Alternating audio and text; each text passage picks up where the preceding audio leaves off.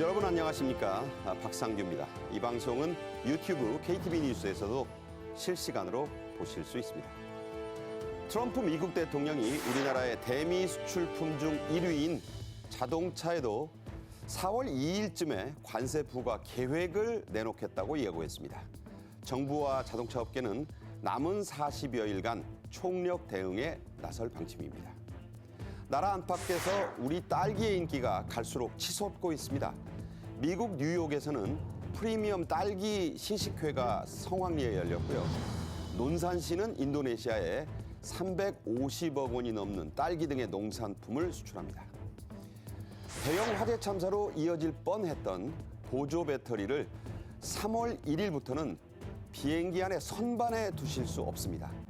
더욱 강화된 보조 배터리 반입 규정을 자세히 알려드리겠습니다. 먼저 최양호 기업정책연구원장과 함께하겠습니다. 어서 오십시오. 네, 반갑습니다. 네. 트럼프 대통령 평소에도 농담을 좀 즐겨 하죠. 하필 왜 4월 2일인가 했더니 우리처럼 미국도 4월 1일이 만우절, 그쪽에서는 4월의 바보의 날, April Fool's Day라고 하는데 그거 때문에 정했다는 그런 재밌는 말을 했어요. 만우절을 피했다는 거니까 실제로도 농담이 아니라고 했죠? 네, 농담은 아니고 상호 무역 관세에 관한 이제 대통령 각서 서명하면서 말씀하셨는데 트럼프 대통령이요 만우절날 뭐 이런 농담들을 잘하셨어요. 2004 작년도 4월 1일 날요. 자기 캠페인 중단한다고 만우절날 얘기하신 분이에요. 대선 캠페인 중단. 네, 그리고 2016년 때는 4월 1일 날 나 출마 안 한다. 대선 불출마. 힐러리 찍어라. 미국을 위대하게 만들 거지.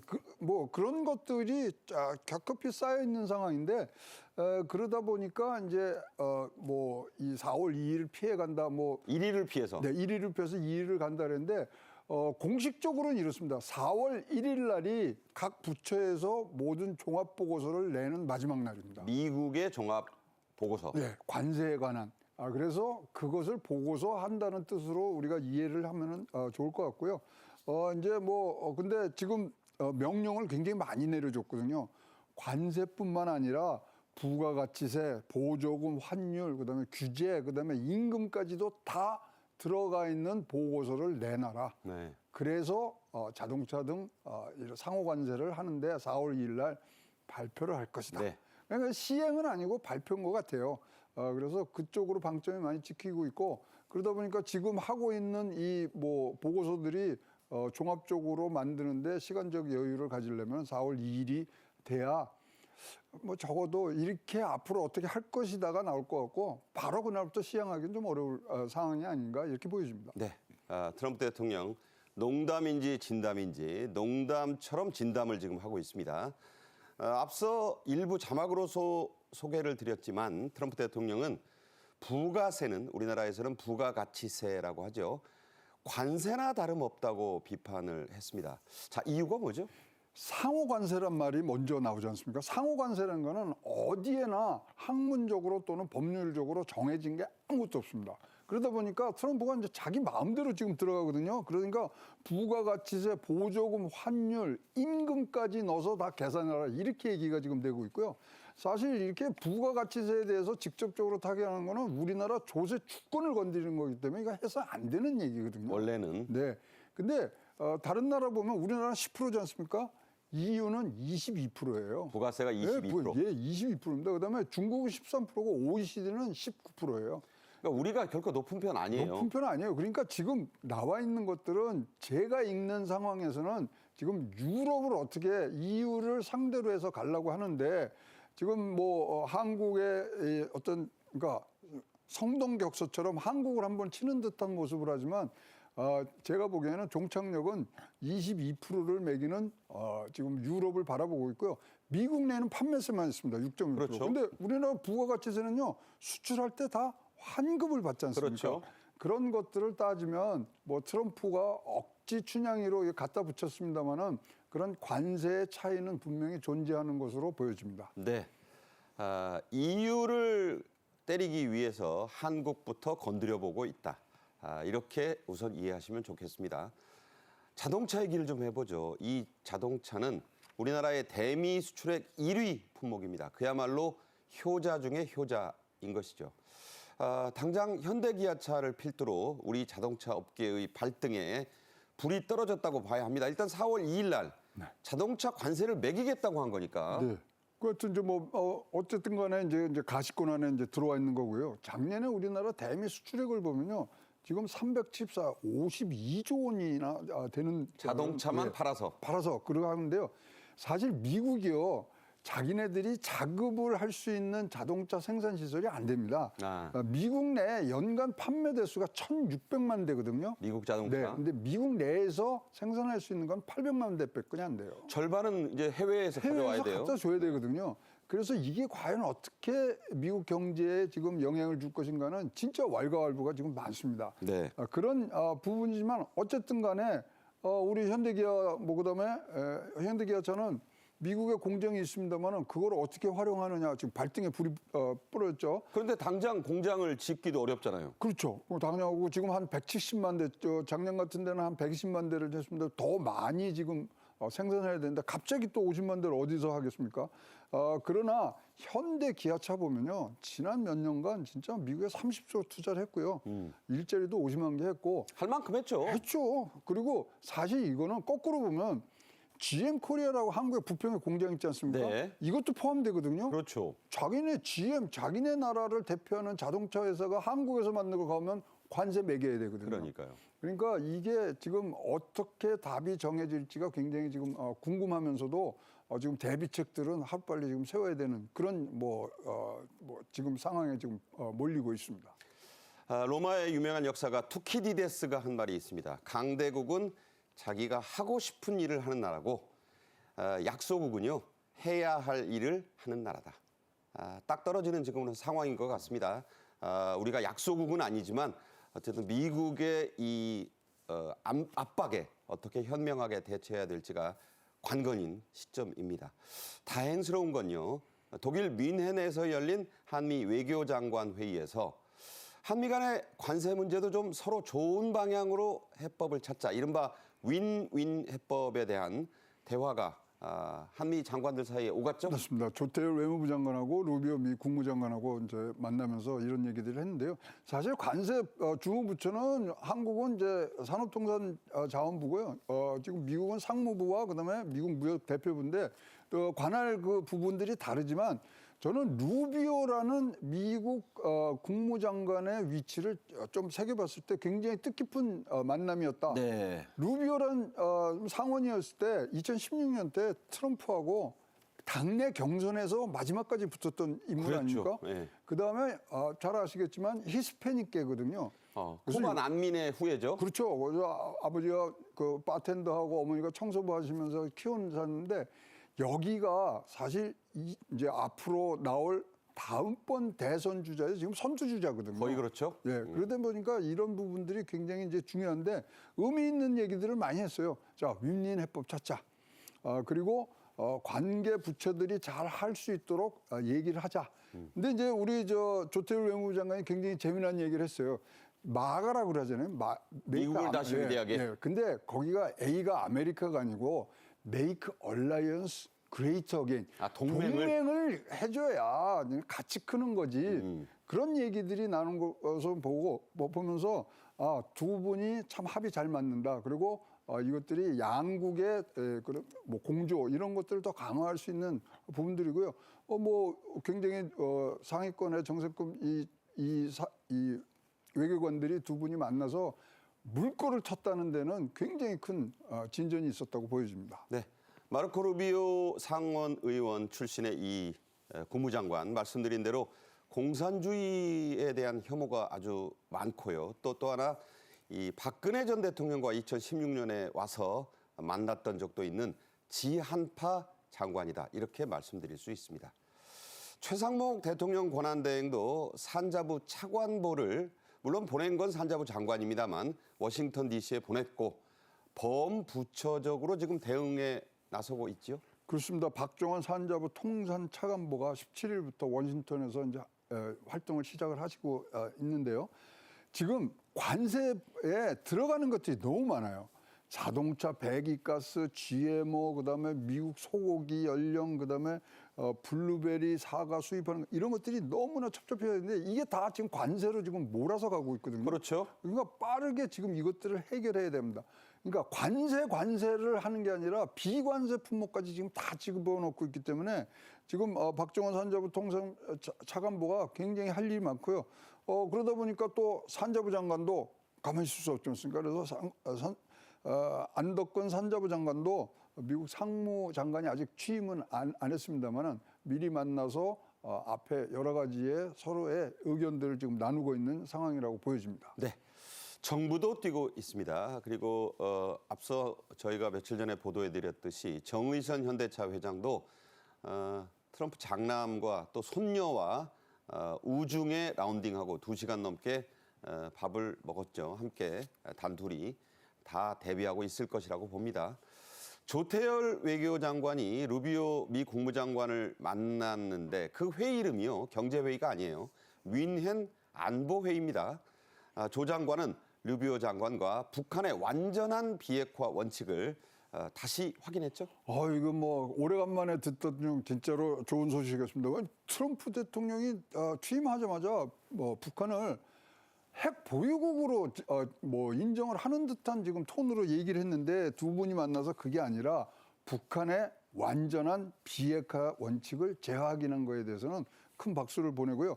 2028년도를 지금 목표로 해서 지금 간다는 얘기까지 지금 나와 있는 상황이고요.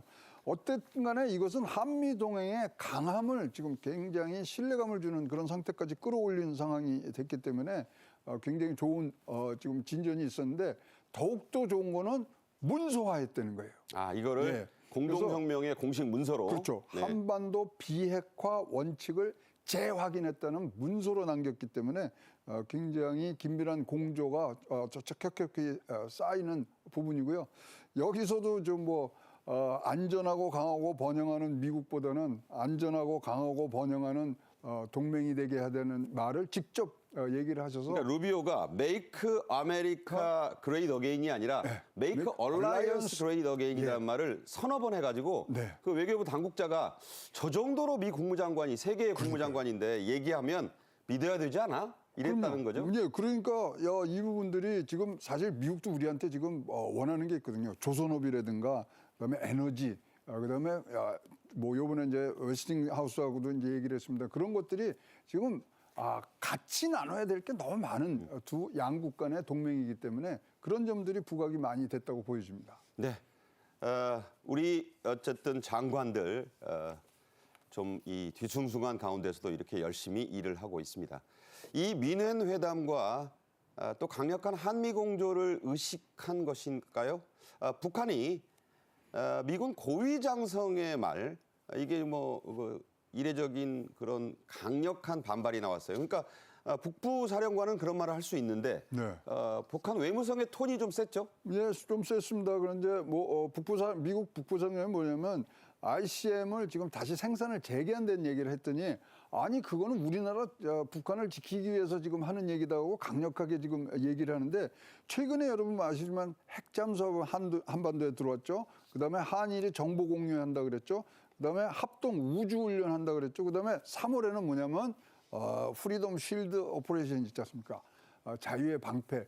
이런 것들이 겹겹이 쌓여 있는데 지금 뭐 북부 사령관이 ICBM을 강력히 비난하니까 우리는 북한은 우리의 전체를 방어하기 위한 그런 노력을 하는 거다. 자위권이라고 그랬어요. 네. 맨날 하는 소리입니다. 네, 네. 맨날 하는 소리인데 뭐 트럼프 대통령 취임 때도 아무런 얘기가 없었던 북한이 드디어 이제 이런 북한 국방성 사무차장을 시켜서 얘기를 하는 그런 이제 시기가 왔다고 보여집니다. 네, 미국발 경제 뉴스 하면 맨날 우리 압박한다는 소리만 있는데 반가운 소식도 있습니다. 뮌헨의 한미 외교장관 회의에서 한미 간의 조선 분야 협력이 언급됐는데 미국 측이 상당히 우리에게 적극성을 보였다죠? 그렇습니다.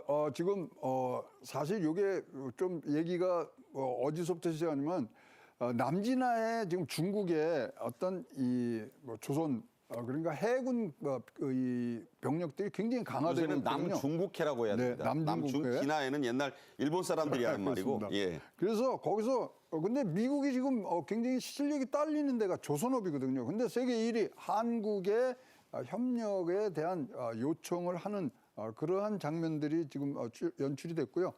특히 뭐 제가 눈여겨본 거는 한수원이 미국 웨스팅하우스와 지적재산권 분쟁을 종결하면서 지식재산권이라고 이제 예. 말이 바뀌었다네요. 네. 그래서 이 부분들이 이제 앞으로 우리가 원전 수출이라든가 많은 에너지를 확보하는데 큰 도움이 되는 부분들이 반가운 소식으로 지금 들려오고 있습니다. 그러니까 조선은 일본 아니면 한국인데 네. 자기네들이 비교해봐도 우리나라 경쟁력 가성비가 더 좋으니까. 그렇죠. 우리나라는 딴 건 모르더라도 돈이 들어가건 말건 하는데 적시에 딱 납기를 맞춰주는 유일한 나라로 지금 각인이 돼 있기 때문에 싸고 빠르게. 네, 빠르게 딱 적시에 나타나는 이거 굉장히 중요한 부분들이고 2027년 지금 중국이 대만을 흡수통일하겠다는 목표를 놨기 때문에 이런 부분들에 대한 지금 한국의 기대감은 굉장히 크다고 보여집니다. 네, 지금 뭐 트럼프 대통령이 밀어붙이고 있는 경제 관세 정책 못지않게 우리 한인 그 한국계 동포들이 지금 불안해하는 게 있죠. 바로 트럼프의 강력한 이민 정책입니다. 이게 크게 강화되면서 불법 체류로 분류되는 한 15만 명 된다고 해요. 한인 사회가 불안에 떨고 있습니다. 자, 지금은 어떤 상황입니까? 지금 불법 이민자 단속이 초기에 뭐 100만 명 하더니 지금 뭐 10,000명 하더니 지금 14,000명까지 지금 갔고요. 말씀하신 대로 미국 내에 있는 한인이 260만 정도가 지금 있는데 안 잡힌 것까지 뭐 다 한 숫자입니다만은 지금 이르다 보니까 아주 조그만 그러니까 교통 위반을 하더라도 만약에 영주권이 없는 사람은 추방이 되게 되거든요. 그러니까 오토바이 타고 가다 걸려도 잘못하면 추방되는 거예요. 그렇습니다. 옛날에는 중범죄. 그래서 우리가 1호 지금 한국의 이 추방자가 버지니아주에서 청소년 포르노를 갖고 있다가 한 부분들은 우리가 인정을 할 수 있습니다만은 이건 뭐 진짜로 아주 경범을 하더라도 좀 쫓겨날 수 있기 때문에 그러니까 주차 위반 딱지 때도 안 된다는 거예요. 안 되는 겁니다. 가서 이제 저걸 해야 되니까 그래서 지금 뭐 굉장히 우리 지금 주미 한국 대사관에서 긴장을 놓치지 않으면서 이제 서로 연락망도 굉장히 촘촘하게 짜주고 지금 대비들을 많이 하고 있는 것으로 보여집니다. 네, 우리나라 사람들 그 외국에 나가도 개를 한다는 민족 아니겠습니까? 지금은 좀 바뀌었지만 결속력 하나는 알아줘야 되죠. 주미 한국 대사관 공관도 있습니다. 총영사관 뉴욕에도 있고요, 시애틀에도 있고. 자, 이런 공관들이 미국에 체류하고 있는 우리 동포들에게 그 중에 이제 불법 이런저런 이유로 불법으로 있는 분들이 있어요. 특별히 당부한 게 있죠. 그러니까 하여튼 어쨌든 간에 법적 지위를 갖고 계셔야 되니까 비자의 유효 기간이라든가 이런 걸 체크를 굉장히 해야 돼요. 안 되면 갱신을 하셔야 되고요. 그다음에 또 한국민의 법적 지위를 할 수 있는 서류들을 꼭 갖고 다니셔야 되는 그런 부분들을 지금 당부를 하고 있습니다. 특히 지금 비상 연락망이 지금 잘 가동이 돼 있어 갖고 경미한 법령 위반에도 지금 뭐 추방될 수 있는 저기 부분들이 어디고 있습니다. 경기도나 우리나라 도시 아니에요. 코리아타운입니다. 네. LA 쪽에 올림픽 그 거리가 지금 보이고 있고요. 또 지금 이렇게 이 이민 단속국이 이름이 아이스지 않습니까? 아이시 트럭이 온다는 것은 또 SNS로 서로 정보를 공유하는 얼음 떴다 그런다고요. 네, 아이스맨이 떴다. 뭐 이런 것까지도 지금 공유하는 그런 체계까지 자율적으로 지금 하고 있는 것으로 파악되고 있습니다. 네. 물론 불법 체류를 옹호하자는 건 아닙니다만 딱하게 그렇게 된 분들, 특히 입양을 갔는데 미국 양부모가 안 챙겨줘서 불법 체류 상태가 된 그 딱한 처지의 젊은이들까지 생각하면 우리가 이런 것도 지금 좀 챙겨야 됩니다. 우리 정부도 그런 생각을 해봤습니다. 다음 주제 좀 밝게 가죠. K딸기라고 하나요? 한국 딸기가 작년까지 2년 연속 무려 7천만 달러 가까이 딸기만 팔아서 수출고를 올렸습니다. 농민 그리고 정부 당국이 합심해서 또 협력한 결과인데요. 영상 보겠습니다. And showcase some new premium strawberry varieties. Let's get started and taste it.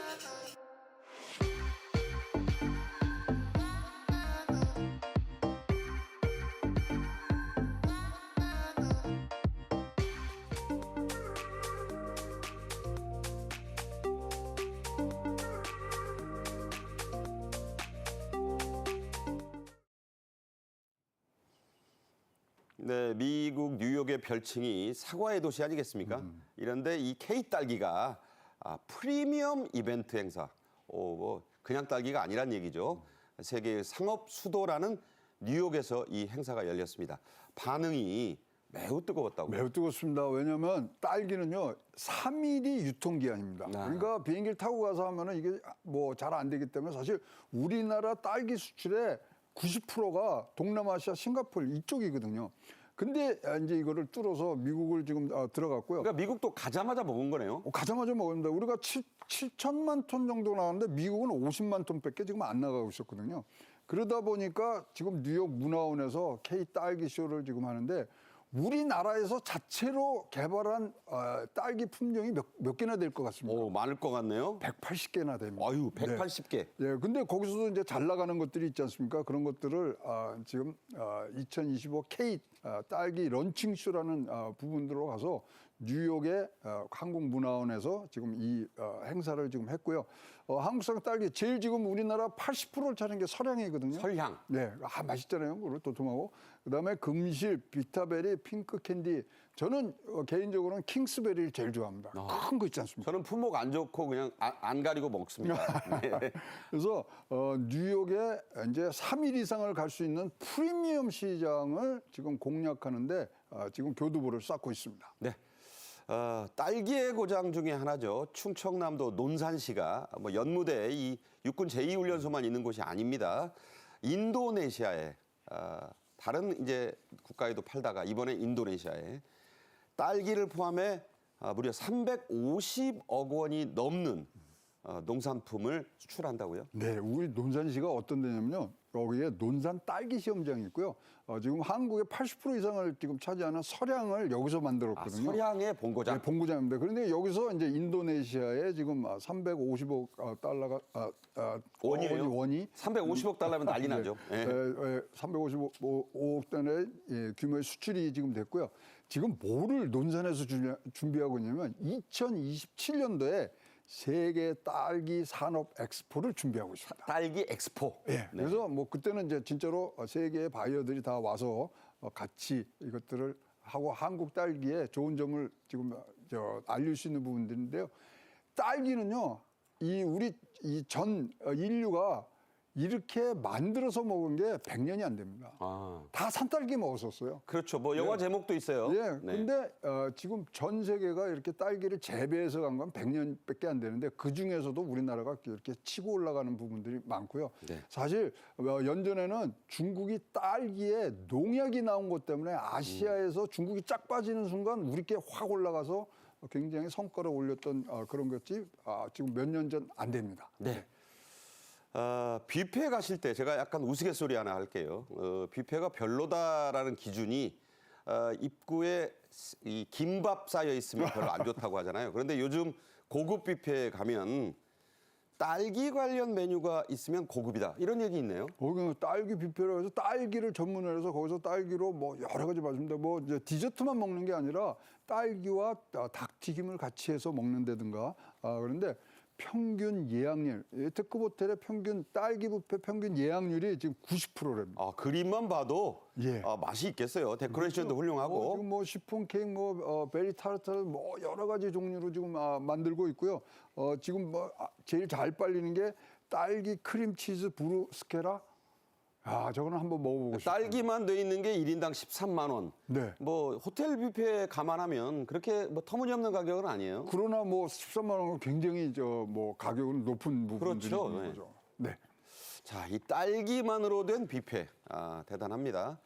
앞서 소개해드린 이 논산 딸기는 대전 성심당의 대표 메뉴가 된 여러 가지 있지만 딸기 시루가 있어요. 시루떡처럼 생겼다는 거죠. 네. 그것의 원재료가 된다는데요. 이 딸기 시루는 그 안에 딸기가 너무 많이 들어있어서 그렇게 붙은 이름이라고 합니다. 자, 이 딸기 시루 한번 보시죠.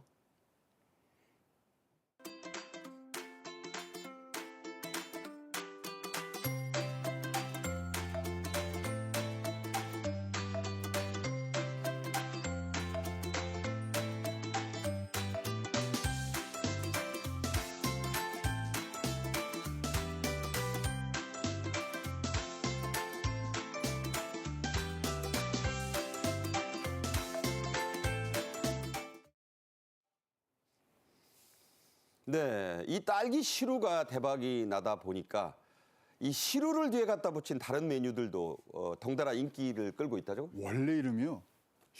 딸기 쇼콜라 케이크라 그랬습니다. 이름만 바꿨는데 이렇게 지금 안 나가고 그러니까 있고요. 우리식으로 이름을 시루를 붙인 거예요. 그렇죠. 그러다 보니까 잘 팔리네. 그럼 귤로도 한번 해볼까? 밤으로도 한번 해볼까? 이것이 히트를 쳐서 사실 초창기에 났을 때 8시간 걸려야지 이 딸기 시루를 먹을 수 있었던 부분들이 나오고요.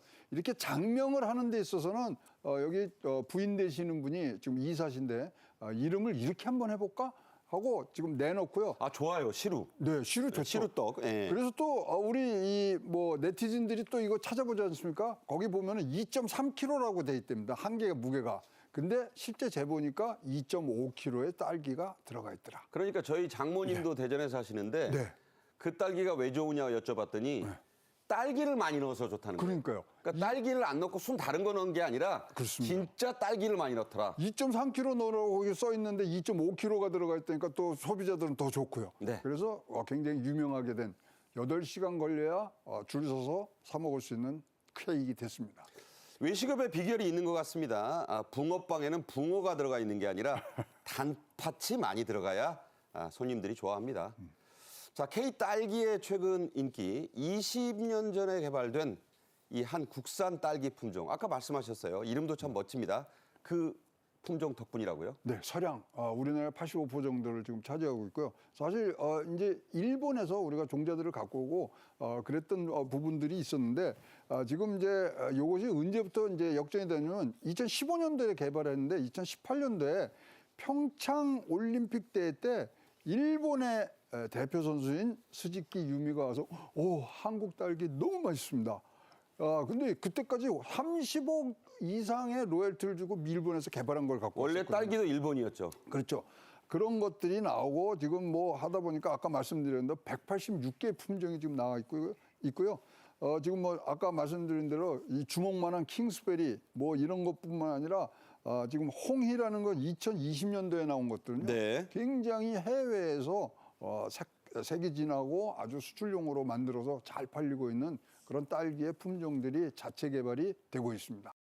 자, 보조 배터리 화재로 여객기가 불에 타서 자칫 대형 참사가 날 뻔했던 사건 기억하시죠?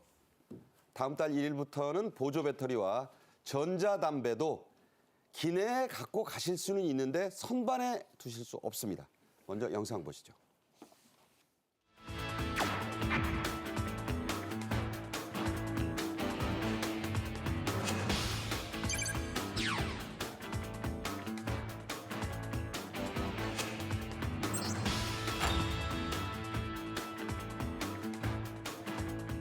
드디어 여행이다. 난 가서 안 돌아올 거야. 야, 얼마 만에 등산이냐? 비행기에 가지고 타면 안 되는 게 있어요. 그럼 어떡해?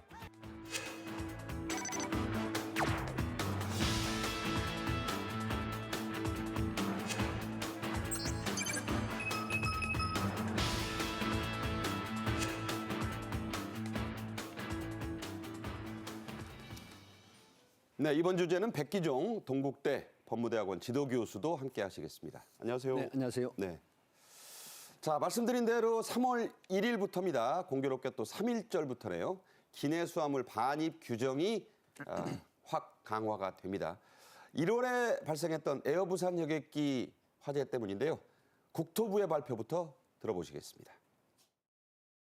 에어부산 화재 사고를 계기로 보조 배터리의 화재 위험성에 대한 국민 불안이 큰 만큼 선제적인 대응이 필요하다고 판단하여 항공사 및 전문가 논의를 거쳐 표준안을 마련하였습니다.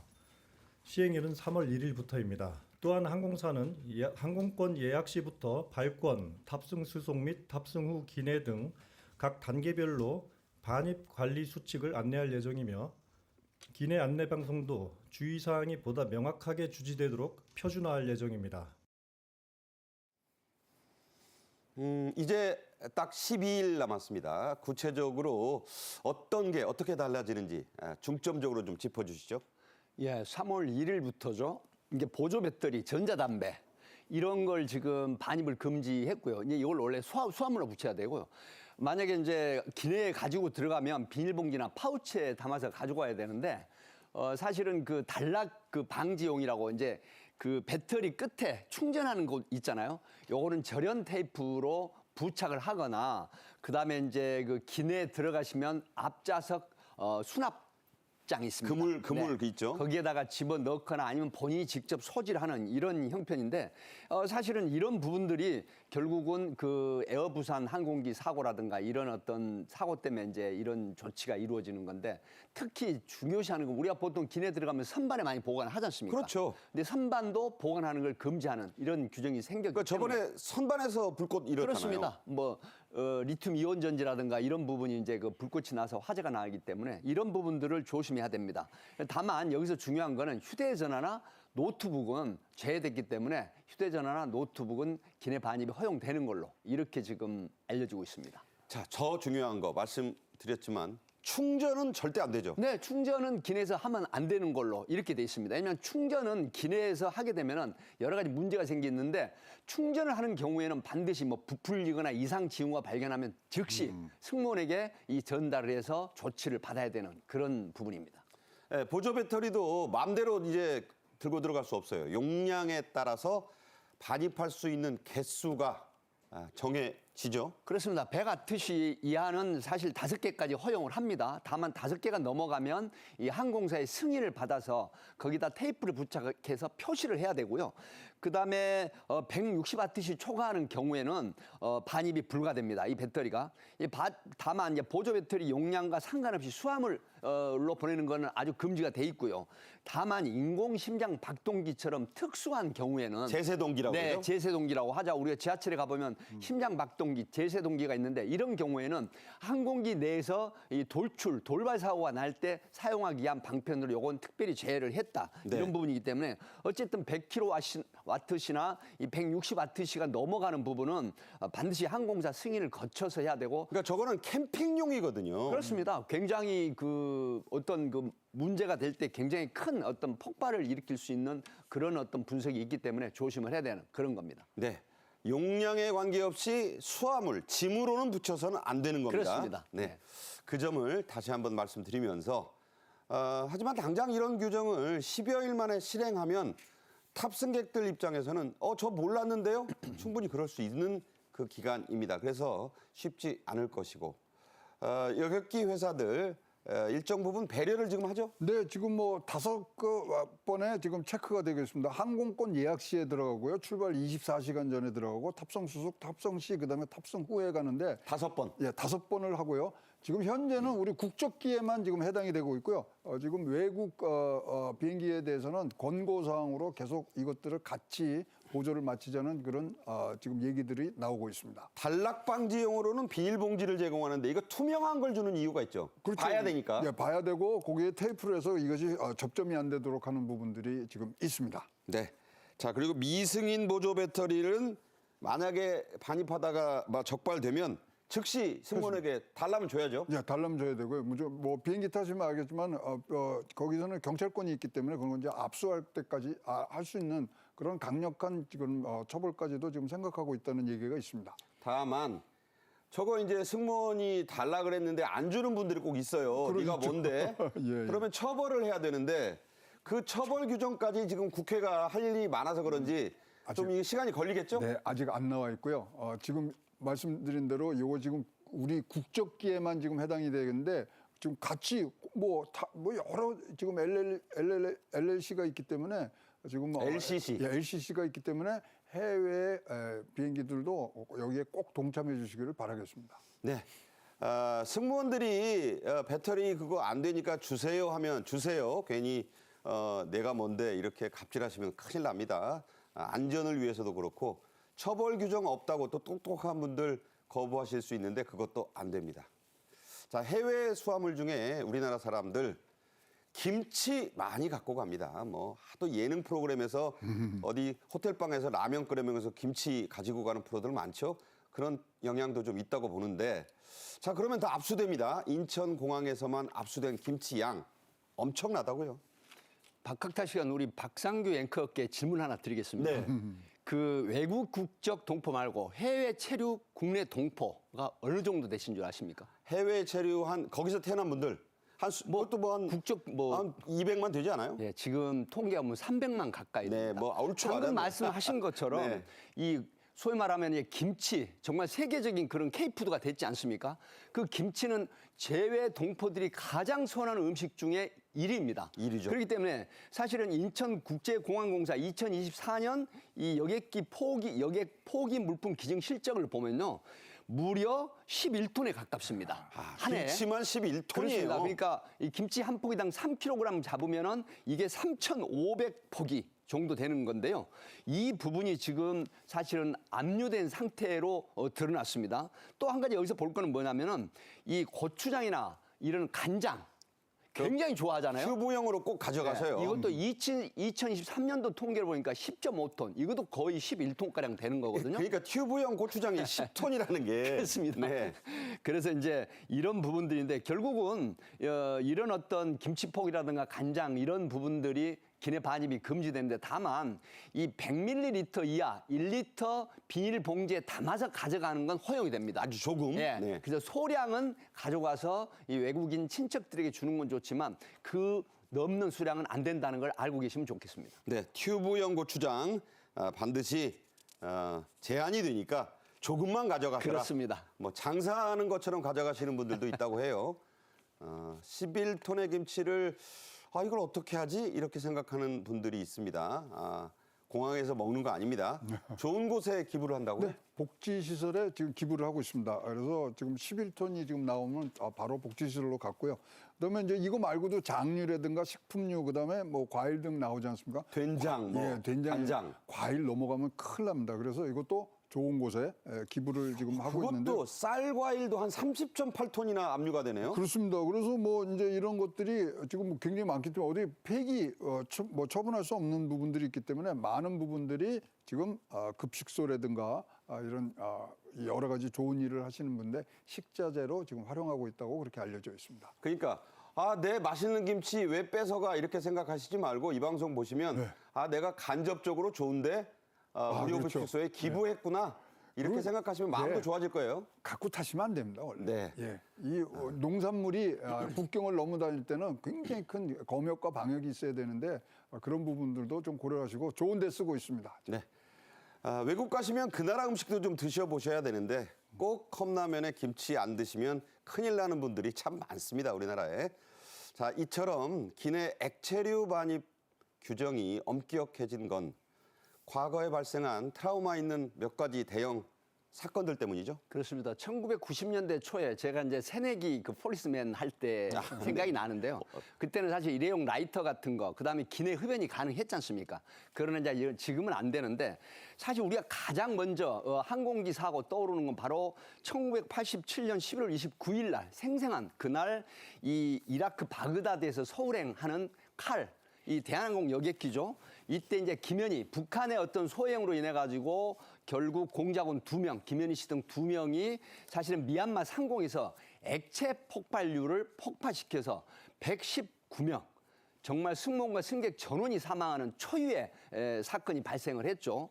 그 이외에도 뭐 영국 런던 히스로 공항, 소위 액체를 만든 폭탄을 갖다가 폭파시키게 하는 음모가 발견이 돼가지고 있었다라든가, 그다음에 1970년대 일본 적군파라든가 이런 어떤 팔레스타인 그런 부분들, 9월단이라고 검은 9월단 굉장히 유명한 사건이죠. 그렇죠. 이런 부분들 때문에 결국은 이 기내 반입 허용을 금지하는 그런 품목들이 늘어났다 이렇게 봅니다. 네. 이제 끝으로 교사가 꺾어버린 채 피지도 못한 꽃 하늘양이 지난 14일 영면에 들었습니다. 고 김하늘양의 영결식이 있었는데요. 8살 하늘이 손에 방어흔이 여러 곳에 남아 있었다. 참 안타까움을 더했죠. 사실 김하늘양 사건은 전 국민에 충격을 주는 거거든요. 뭐 교원들이 전체 한 30여만 명이 됩니다.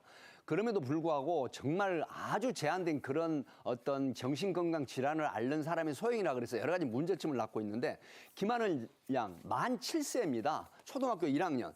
이 학생을 돌봄 교실에서 마지막으로 퇴실하는 걸 노리고 있다가 48세 된 명모 씨, 26년 차 이 교사가 이 김하늘 양을 책을 줄게라고 해서 2층 시청각실로 유인해가지고 결국은 미리서 구입한 도구로 범행 도구로 참혹하게 살해를 하는 부분인데 국립각수와 연구원에서 부검을 해보니까 손이라든가 목, 어깨 등에 상당히 방어흔이 발견돼서 그러니까요. 정말 이게 보도가 되면서 엄청나게 많은 사람들도 충격과 그다음에 분노 내지는 가슴 아픈 그런 사건이라고 볼 수가 있겠습니다. 네. 또 심신상실, 미약을 주장하면서 빠져나갈 것 같다는 분석들이 많습니다. 치밀한 계획범죄, 살인인데 이게 좀 어떻게 될지 궁금한 가운데 범죄 심리학자로 유명한 이수정 교수가 이건 우울증이 아니라 치밀한 계획범죄일 가능성이 크다고 했습니다. 직접 들어보겠습니다. 지금 이분은 사실은 우울증보다는 성격적으로 좀 문제가 심각하게 있었던 거 아닌가. 지금처럼 이렇게 극도의 반사회적인 성격장애라든지 이런 이제 문제를 갖고 있는 사람이 결국은 본인의 분풀이 또는 방어 목적으로 오인된 이제 방어 목적으로 가장 방어 능력이 떨어지는 사람을 상대로 이런 일종의 이제 복수극을 벌리는 거거든요. 네네. 그런 차원에서 보면 지금 이 가해자의 특성, 예컨대 여성이고 어른이고 학교 장면에서 근무하던 사람이다 보니까 그 공간 내에서 가장 방어 능력이 떨어지는 아이를 선택을 했을 개연성이 굉장히 높아 보여요. 네, 역시 강력범죄 수사 전문가이신 우리 백 교수 생각 어떠신가요? 사실은 제가 지금 본질을 흐리고 있는 그런 보도들이 굉장히 많이 되고 있습니다. 우울증으로 인한 자해나 극단적인 선택, 정신건강 질환자들의 유형이긴 합니다. 하지만 현장에서 보면 실제로 정신건강을 앓고 있는 사람들이 단서가 있습니다. 치료를 게을리하거나 관리 감독이 안 될 때 정말 이런 끔찍한 사고를 일으킬 요인은 반드시 규명이 돼야 된다는 거거든요. 지금 우울증 한우들에 대한 어떤 공격 절대 있어서는 안 되죠. 다만 제가 여기서 주장하는 거는 현실적으로 사건을 일으키는 정신건강 질환자들의 단점이 뭐냐면 바로 관리 감독이나 치료가 게을리된 상태에서는 이런 발현되는 사건이 있다라는 겁니다. 이런 부분들인데 모든 의료진이나 일부 범죄 심리학자들이 이런 거를 전혀 생각하지 않고 어떻게 얘기를 하냐면 정신건강 질환자나 우울증들에 대한 사람들이 범죄를 일으키는 요소가 많지 않다라고 하는데 다만 그 이면에 치료를 게을리하거나 관리 감독이 안 됐을 때 약 처방받은 약을 복용하지 않거나 이런 경우에는 그 정신건강 질환으로 인한 사건 사고가 굉장히 많다. 이런 점을 도외시하면 안 되겠다. 이런 생각이 듭니다. 네. 그래서 정부와 여당은 이른바 하늘이법의 제정을 서두르고 있습니다. 야당도 특별한 반대 이유는 없어 보이는데요. 자, 이 법안 어떤 내용을 담고 있습니까? 사실 이제 교원들이 제가 앞에 말씀드린 것처럼 수십만 명의 교원들이 30여만 명이 있지 않습니까? 그렇다고 하면 교사가 임용이 될 때 이 정신건강 관련한 질환 검증, 그다음에 교사로 재직하면서 심리 상태를 이 검사하는 이런 것들이 있습니다. 그리고 또 하나는 이 학교 전담 경찰관을 증원하는 부분이 있고요. 또 하나는 어떤 거냐면은 학교 그 교사들이 교내에서 여러 가지 안전사고나 이런 어떤 끔찍한 사고를 방지하기 위한 CCTV 확충 문제가 있습니다. 이런 것들을 제도하고 그다음에 현재 가장 중요한 건 뭐냐면은 교원 질환 심의라는 게 있습니다. 네. 근데 이거는 지금 법적인 안전장치가 없고 공모사항이거든요. 이걸 법제하겠다. 이제 이렇게 되는 건데 이 이주호 이제 교육부총리 같은 경우는 이런 여러 가지 문제점들을 복원을 해서 그다음에 법제하겠다. 이렇게 발표를 하고 있습니다. 네.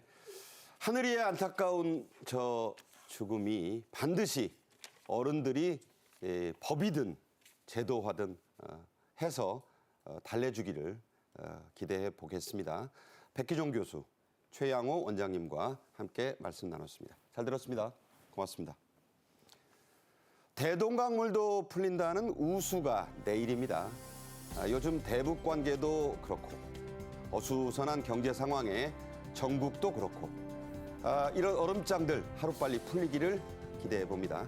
내일 오후에 또 뵙지요. 고맙습니다.